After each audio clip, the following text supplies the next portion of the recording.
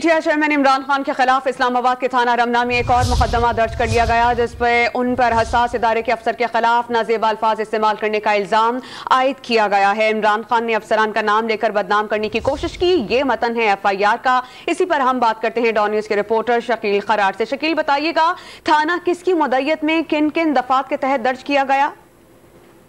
इस्लामाबाद के थाना रमना की हदूद में मजिस्ट्रेट की मुद्दत में मुकदमा दर्ज किया गया है। साबिक वज़ीर आज़म PTI के चेयरमैन इमरान खान के खिलाफ, और उन पर इल्जाम है कि एक निजी TV को इंटरव्यू नशर हुआ जिसमें उन्होंने हसास अदालत के आला ऑफिसर के खिलाफ नाजेबा अल्फाज इस्तेमाल किए और उस ऑफिसर का नाम लेकर जो है वो उन्हें बदनाम करने की कोशिश की गई, और अपने जो मज़मूम मकासद थे उसके लिए इमरान खान ने सोशल मीडिया का सहारा लिया है।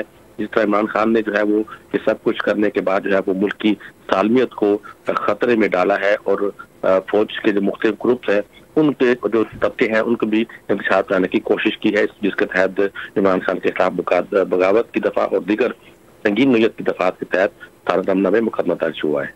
शकील, बहुत शुक्रिया, आपने हमें अपडेट किया।